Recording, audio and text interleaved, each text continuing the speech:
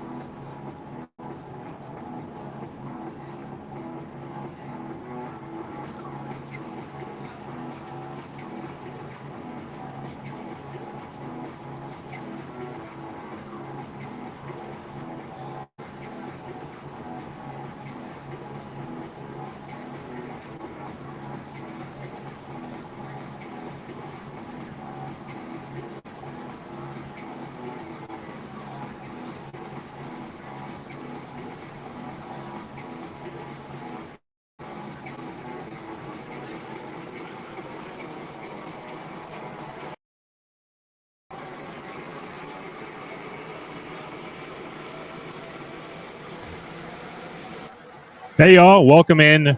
My name is Jeff Nowak, WWL Digital Sports Producer.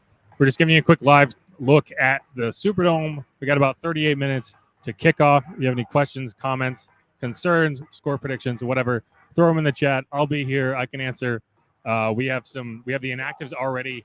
Nothing surprising that we didn't know going in, but Chris Olave, Michael Thomas, Jarvis Landry, all inactive. Deontay Hardy is on injured reserve, so he will not be out there. Also be without cornerback Marshawn Lattimore, defensive end Peyton Turner, and tight end Nick Vannett, and offensive lineman Calvin Throckmorton. So a lot of new faces, especially in the wide receiver core. Rashid Shaheed is expected to be fulfilling kick and punt return duties. That'll be interesting to watch. He's a guy who the Saints are very high on. They hit him throughout offseason, so we didn't really see him, but he's going to get his chance today. He's the FCS career leader in kick return touchdowns from his time at Weber State. And, the wide receiver core is going to look a lot like it did in 2021. You're going to have Traquan Smith, Marquez Callaway, Keith Kirkwood is now on the 53-man roster. He also called up Kevin White from the practice squad. So Andy Dalton looks like he's going to be the quarterback today, though Jameis Winston is active and he is warming up. So it looks like he will be serving as the backup in this game. So a lot of interesting things to keep an eye on, like whether if Andy Dalton goes down, is Jameis Winston even getting in the game, or will you turn to Taysom Hill? What will Taysom Hill's role be? Is he going to be more of a running back? Is he going to be more of a receiver? Since you do not have a lot of pass catching options, it's going to be something to watch. But we got about 37 minutes. You're going to get the Joe Burrow, Jamar Chase show coming at you. Again, my name is Jeff Noack. If you have any questions, throw them in the comments. Give us your score predictions. I'm going to be here, and I can answer whatever questions you have. Thanks, Sean.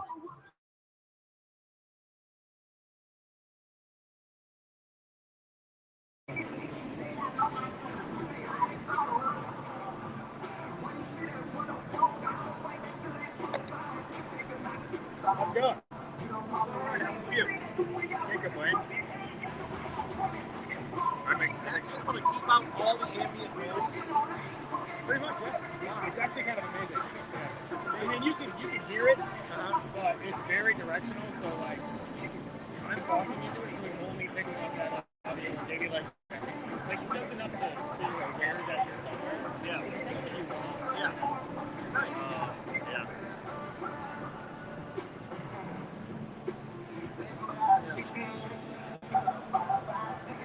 They almost signed a wide receiver today. For real, it's gonna be. You know, it's funny because you know, have you heard of the touchdown club? Their media this week, and Keith Kirkwood was the player. And I asked him, I was like, hey, Keith, you think they're gonna sign him like he's rookie? And he was like, man, I hope so.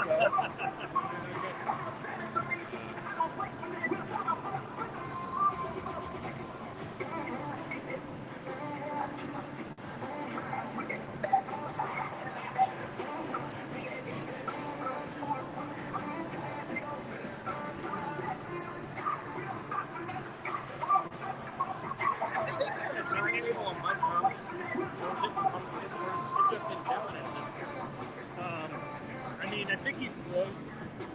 Honestly, I'm pretty sure that, you know, when it comes down to it, the fact that you're playing again on Thursday was a big factor. Yeah. Like, if you were going to, like, if these guys are on the fence about whether they're going to play or not, like, you would rather have them closer to 100% on Thursday than at whatever percentage they are today. Yeah. And then, you know, like, what are the odds they play again? Like, so it's like, you're going to be without them one of those 2 weeks. You would rather have them, yeah, you would rather give them more rest and have them in the second. Right. Plus, like, I actually think to an extent, it's an advantage because if Jameis, Mike, and Jarvis all play on Thursday, that means they're fresh. Yeah. You don't have to worry about Andy, Marquez, all these guys coming back. Yeah. But I think you'll see him out there.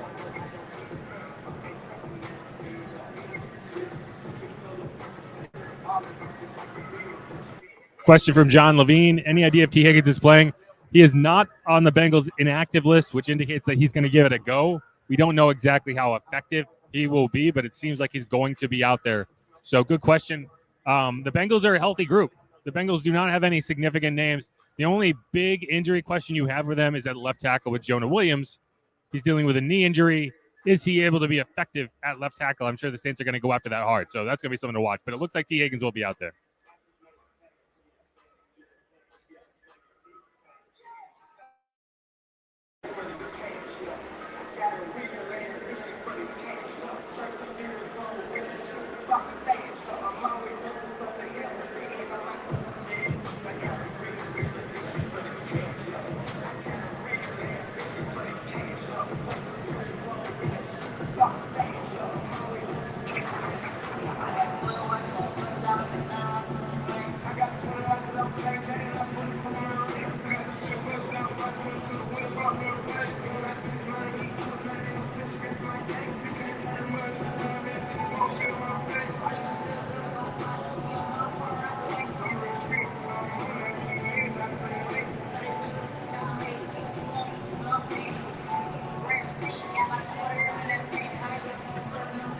Thing's going to be if Andy Dalton does get hurt and Jameis Winston goes in as the backup because he's active.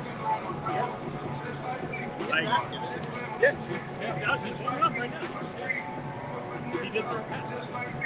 So, like, great.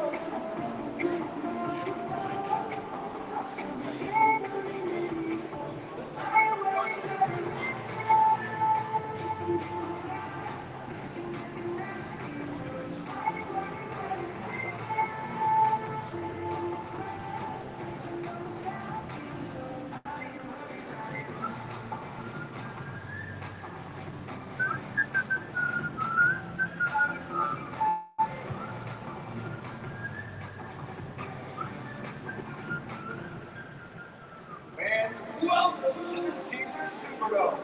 Time to check in over JP Square. And now 19 years season ticket holder. Question from Hemisphere: who is starting at wide receiver today?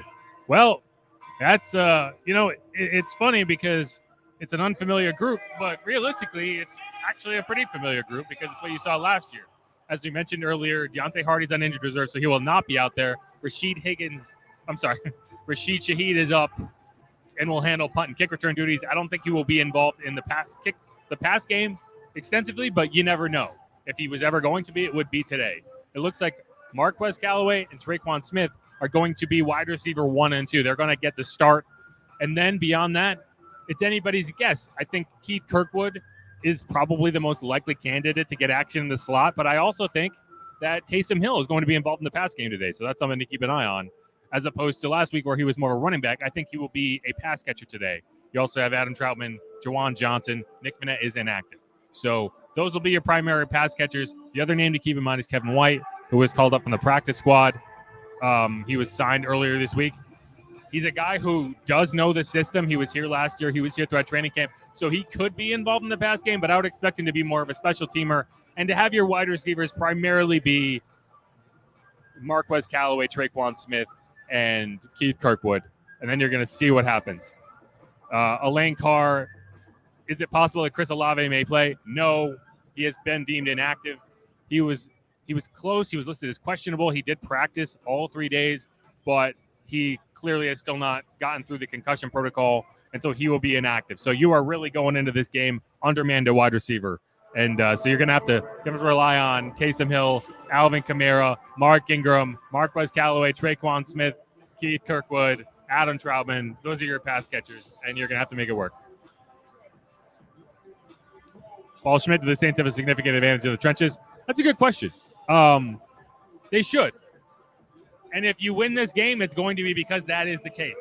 If the Saints can make Joe Burrow's life miserable behind a questionable offensive line and with a left tackle who is dealing with a knee injury, the Saints have a chance to win this game. They have to junk it up, they have to make it ugly, and they have to make Joe Burrow's life miserable. If they can do that, they can win this game. Now, on the offensive side of the ball, this is a healthy group, right? So that's a good sign. The entire offensive line is there. You got Andrews Pete back last week. He looked solid. Cesar Ruiz has played well this year. James Hurst has been solid, not spectacular, and Ryan Ramczyk is Ryan Ramczyk. Eric McCoy is Eric McCoy. So you should have the advantage on the offensive line part of the game, and you're going to have to take advantage of that.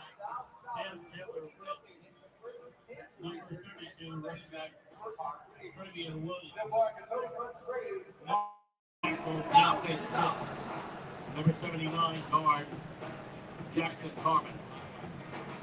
Roster changes for the Warmups. And number 18 wide receiver Steve Coolidge. Question from Paul Schmidt. He wants to know about the defensive breakdowns last game. Now, if you want to go back, so I host a podcast called Inside Black and Gold every Wednesday. With this upcoming week notwithstanding with the Thursday night game. But every Wednesday we go through film. This past Wednesday's episode, I went through all four of the defensive breakdowns and kind of figured out why they happened. And, the issue is there is no kind of common thread between what went wrong and what you can fix. Now, one area you can point to is you were relying on Justin Evans in the deep safety role, and you really don't want to do that. You want to have Marcus May and Tyrann Mathieu be in that role and let Justin Evans play in the slot. It looks like they're going to get Marcus May back today for the first time since week 2. So that should help in the sense that you are not scrambling as much in the secondary. That first touchdown to DK Metcalf, that was a tough one. That was Paulson Adebo kind of getting beaten on the double move. There was a breakdown on Bradley Roby's side of the field. I think he was supposed to single the defender. He didn't. Tyrann Mathieu had to go over the top.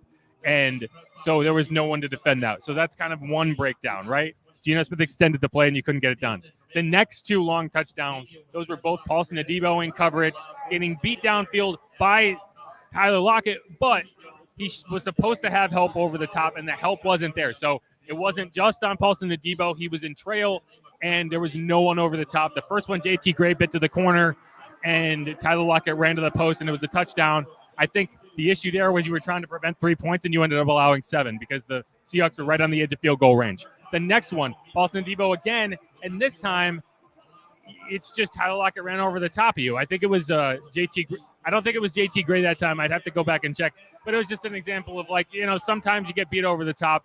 You don't have that premier center fielder in Marcus Williams this year, and so that was an issue. Now, and again, like I said, these are all 4 very distinct types of breakdowns. The last one, that Kenneth Walker touchdown, it was just an example of, eye discipline, right? You have to have eye discipline. I asked Chris Richard about this week, and he was like, yeah, you have guys who are in position to step up and make tackles, right? You have levels of defense, and all of them broke down on that play.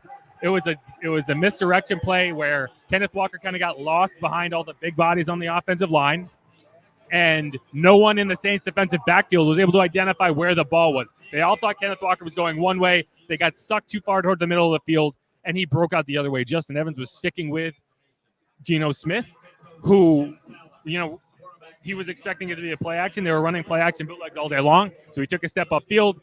Paulson Adebo got sucked inside. Tyrann Mathieu took a step up toward the pile, and Kenneth Walker broke out of the back end. It's an example of, like, you wonder why that doesn't happen all the time. It is that simple. If you get out of position, these guys are athletic enough to beat you all the way downfield, and that was what happened there. So, that is a long way of saying it's not one problem. You have to play with discipline. You have to see where the ball is. You have to go to the ball. You have to make sure you are not getting out of position. Trust your keys, play your assignments, and they will be better. Today, I actually think the big plays won't be an issue because that's what you are able to get without Marshawn Lattimore, because you're going to be a little more conservative on the back end. You're going to be playing over the top because you're not going to be able to trust Marshawn Lattimore to lock down in a one-on-one matchup. I don't think you're going to have Paulson Adebo play one-on-one the same way, so you're going to see a lot more shell coverage, which means the middle of the field is going to be open a lot more. So if the Saints get eaten alive in the middle of the field today, that's a product of not having Marshawn Lattimore on the field. So I think, one of the reasons you get beat deep is because you trust your corners and you trust your safeties. Today, you're not going to. So I think it's going to be more of a question of whether they can stop the run and whether they can tackle in the middle of the field. But I hope that answered your question.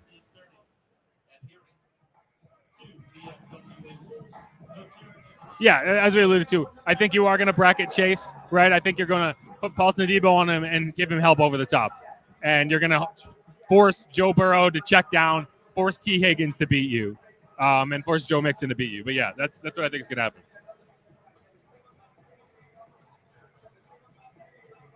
He is not. He's out with a concussion.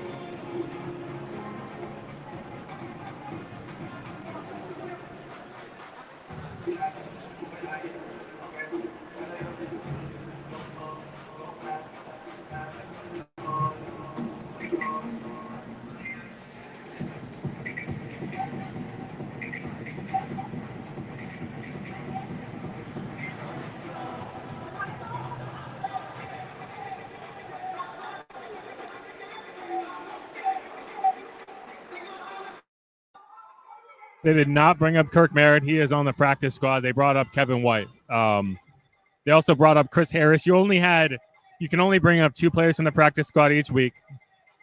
So they opted to bring up Chris Harris, who you need in the defensive backfield. There's no question. And they also brought up Kevin White, who I think they trust a little more on special teams, and they trust, and he knows the system. He's more of a veteran player. I think that's where you're going with that. They also signed Rashid Shaheed and Keith Kirkwood. So, that's this thing where you need both of those guys, and you only have so many practice squad call-ups. So that's why you have to cut a guy like Jake Luton and trust Jameis Winston in the backup role in a week where you might otherwise have had him inactive. Well, he's only missed 3 weeks right now. So why isn't he on IR? Well, if you knew he was going to be out 4+ weeks, then yes, you would put him on IR. But in this case, he's only missed 3 weeks. So if you had to put him on IR after week 3, he wouldn't be available on Thursday night. And I think Thursday is probably the target. I think that for Jarvis and Mike, you kept them out this week knowing that you wanted to see them back on Thursday Night Football. Rashid. Alante Taylor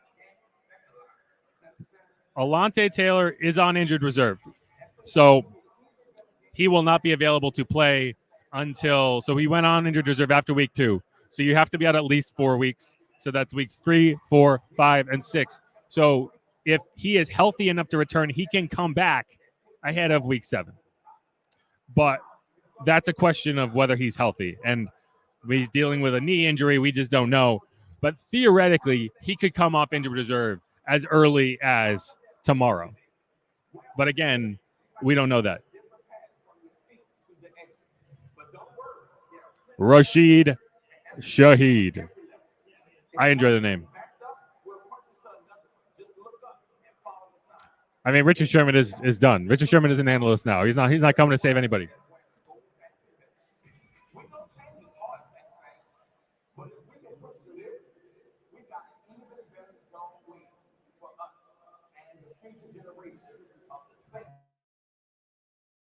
Now get yourself ready to make some noise.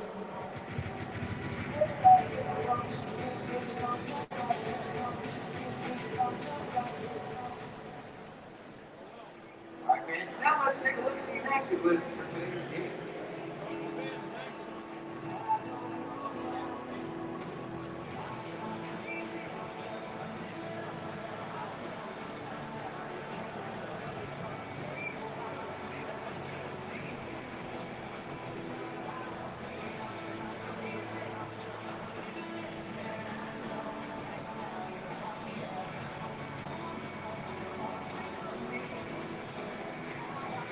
Let's see what WWL's Unpause has to say about today's matchup with the Cincinnati Bengals in our black and gold breakdown brought to you by WWL. Good morning, everyone, and welcome to today's black and gold breakdown. Saints and Bengals, and we begin with strength versus strength. The Saints have 7 rushing touchdowns this season, and that is 3rd best in the NFL. However, they face a Bengals defense has only allowed 1 rushing touchdown this season. That's tops in the league. And here's a look at the key statistical area, and again, it was strength versus strength, and that was 3rd down efficiency. The Bengals offense turned third in the first round 46% of the time, nearly half. And there are only 3 teams in the NFL who have done better. The Bengals offense will face the Saints defense that has been just as successful. The Saints defense have faced 67 third down conversion attempts, and the teams have only made 1 first down. And that's 29.8. That's a conversion rate that is second best in the NFL. In fact, the Saints are second best in the NFL with a third down, fourth in stopping teams from scoring touchdowns in the red zone. And from strength to ability, this league, Cincinnati quarterback Joe Burrow has 5 interceptions in 5 games. But 4 of those 5 came in the very first game, week 1 against Pittsburgh. In the last 4 games, he's only had 1 interception, and that was last week in Baltimore. He's also been sacked 18 times in 5 games. Again, 13 of those 18 sacks came in weeks 1 and 2. In the last 4 weeks, he's only been sacked 5 times total. So let's take it back now. November of 2017, week 10 in Buffalo. Taysom Hill's first year as a Saint. He was an inactive quarterback for that game in Buffalo. During that game, Mark Ingram and Alvin Kamara are rookies. Both rushed for over 100 yards. It was the last time the Saints realized that until last Sunday. Mark Ingram had the big 2-point conversion, but this time it was Hill, no longer an inactive quarterback, and again Kamara, who both clipped for 100-yard mark. The Saints looking for back-to-back home wins for the first time since November of 2020. I will be in the booth, so let me hear you. Let them feel you. Enjoy the video.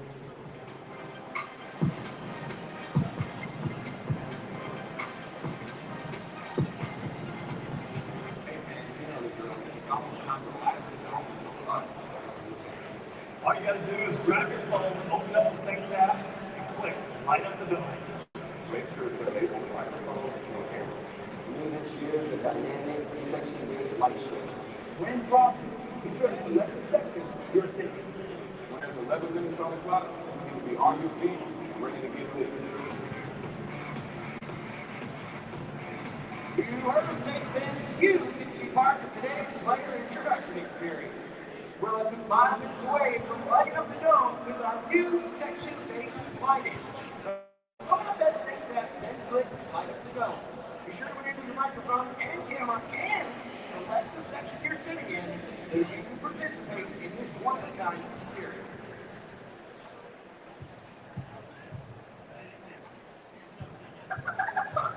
Check this out. Come on, come on, come on, come on, come on, come on, come on. We get it ready. We get it ready. Come on. We get it ready. You're about to see right now. Come on, come on. Come on, come on. We about to do it. We about to do it. We about to do it. We get it ready. Come on. Check this out.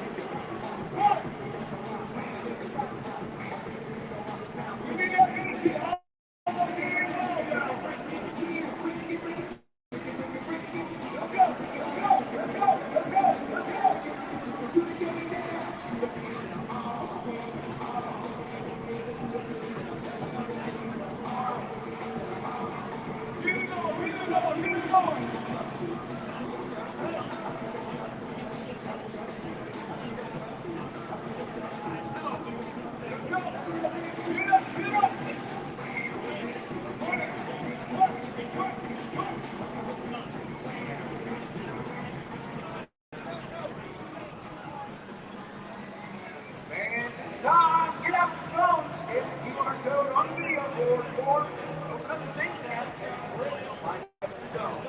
Don't forget to select section 2. We want you ready for our Saints intro video. It's in less than 2 minutes. Let's go!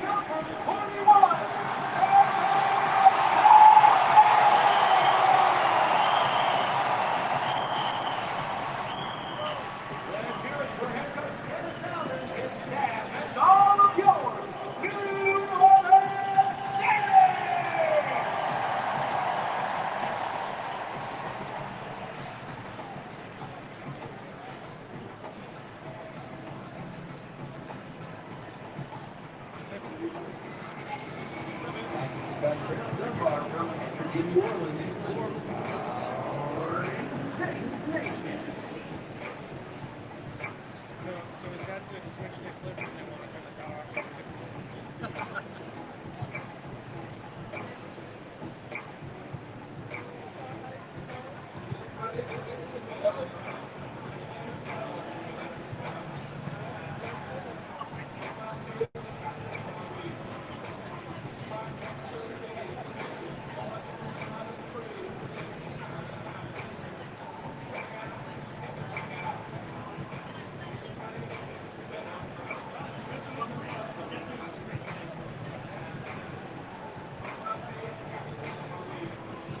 All right, y'all. Thanks for everyone who joined us here. We're doing the national anthem soon. We're going to go offline after that.